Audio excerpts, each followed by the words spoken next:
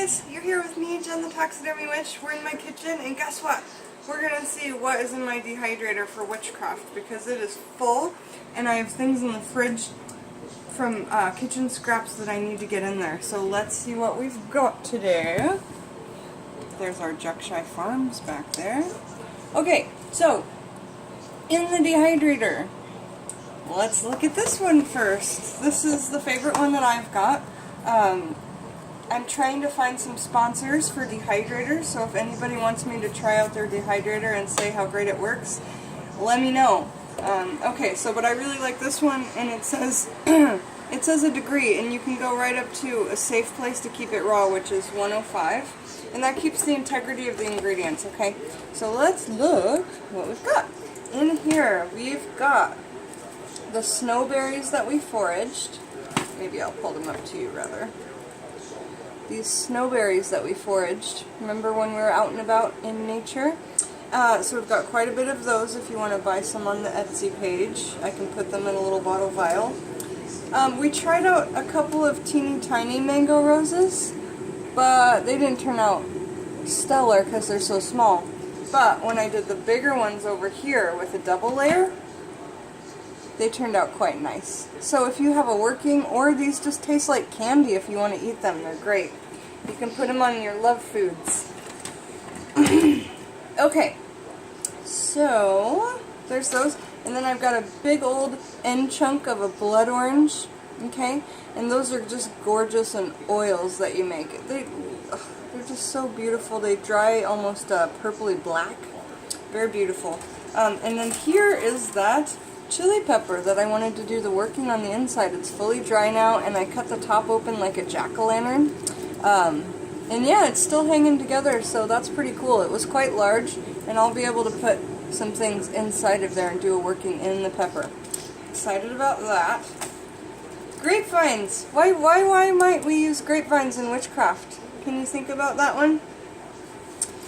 Perhaps a song inspired by the California Raisins. I heard it through the grapevine. So like gossip magic, if you want to do gossip reversal or halting gossip, why not use a grapevine and destroy it?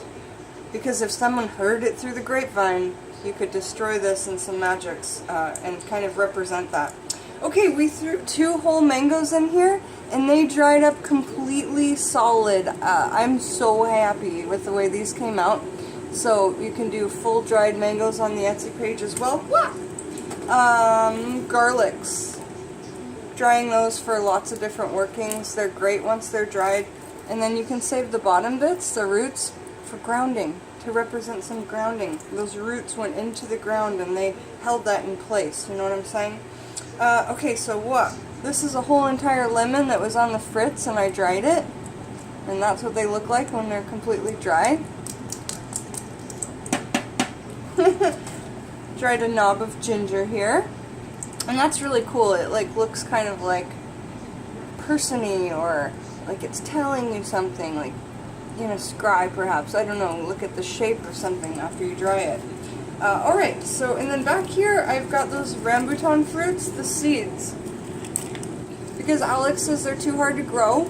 These lovely ones right here, this is how they dry all nuts and crazy. You can do workings right inside of those little shells if you were so inclined. But they are such a cool fruit when they're fresh and when they're dry. Here's some grapefruit skins. So those are the seeds of those rambutan fruits. Alright, next we've got some lemongrass. I'm doing a custom order for a snake repelling and calling kit, and lemongrass is on the list of ones that repels or calls snakes. So I'm going to be making a wand out of this, and I'm quite excited. And then inside of here we've got that turmeric.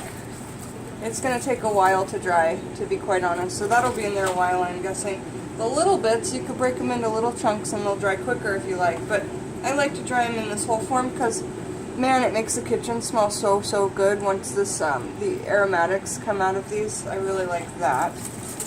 Alright, so now, and things that are too long to fit in your dehydrator, you can just bend, you know? that's what I ended up doing. I wasn't super excited about bending it, but I know that if I maybe put some twine on the wand, I can get it to re-straighten. So I'm not going to fret about that. Again, these mango skins, they turn out so cool when they're dried, and you could form them into whatever shape you wanted before you put them into the dehydrator. Ooh, yes, we've got shallot skins, not onion skins, shallot skins. So you could burn these for prosperity like an onion, or you could take the, you know, the qualities of the shallot from Scott Cunningham's Wicca in the Kitchen. And here we've got some ivy that I foraged, okay, from the horse farm. And it's really beautiful. Ivy is really great for like binding workings, obviously, when you think about what ivy does in nature. Just relate it to your witchcraft. If you don't have a book to tell you exactly what everything's going to do, just use your intuition, you guys. That's what the ancestors of hoodoo had to do. And that's, you know, we need to really channel that, because we're lucky that we have all these books and the internet and everything to tell us what to do, but that's not always been the case, has it? So since my dehydrator is so full, I have a few things I'm trying to dry for workings, like this purple potato and then this yam, and I'm just trying to see if I can get them dry. But when the dehydrator's full, I put them here, and that's a good way, I guess, to dry stuff. I don't know how safe it is, so please don't, you know, hold me to that. So again, some more grapevines. We feed our sugar glider grapes, and so we've got lots of grapevines. Now another one that I was interested in working with was taking a mango skin, a big half, like cutting a mango in half, and then taking the skin into a boat shape and then rolling it up. So it's kind of like a what do you call it? A cannoli, those Italian pastry, and then they stuff it with. So inside you see, hello, you could do a working in there, and so yeah, that's a mango. And then here's another. This is a passion fruit skin that I made into a shape. All you have to do is take off the outer skin of these frozen ones, and then you can squeeze it in any shape you like. This one's kind of like a flower shape. And then so yeah, I've got all these. This is how well, I was quite surprised, the frozen passion fruit skins dried. Almost as well as my normal ones, except for the skin is really separated from the inner because they were drying for so long. But these are gorgeous on the inside, you guys. Really beautiful, vibrant reds. The skins, again, after they're frozen, they don't look as good because the color loses out of them on some of them. But they're gorgeous, so you do workings right in those side of those for passion, love workings, any properties that the passion fruit has, and I do believe I did a video on that. So in here we've just got some regular grapes, so eventually they will turn into raisins. But yeah, grapes and magic, and these will be a lot different than the raisins that you'll find at the store, okay? Unless you leave them in here for 100 years. So over here we've got a grapevine with grapes on it. And I'm not exactly sure what I'm going to do with that yet, but perhaps gossip, and perhaps I'll pluck the grapes off of the vine because they're drying on the vine. Perhaps I'll pluck them off for the working. You know, for the working itself, I'll be removing the grapes, removing the gossip from the vine. Okay, so I've got two of those ready to go, a big one and a medium one.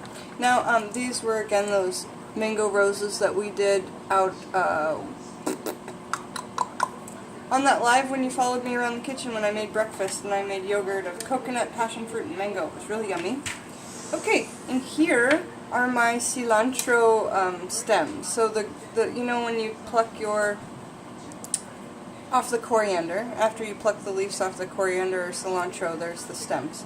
Over here I've got dried opal apples. Okay, I like the word opal, that's why I picked them. And when they dry, they've got our star of creation right inside, right? We've got the pentacle inside of...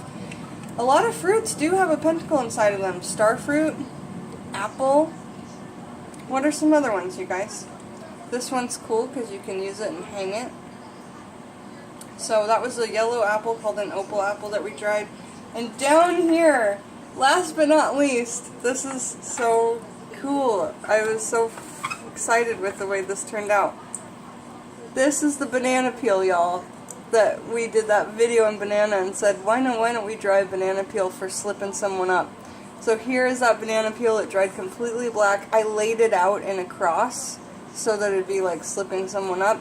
So that'll be super exciting to work with. I'm really excited. Banana peel in witchcraft, why not? Alright, so that is what was in my dehydrator, and thanks for catching me back. Jen the Taxidermy Witch. There's loads of fun things coming up in the future, guys. See you soon.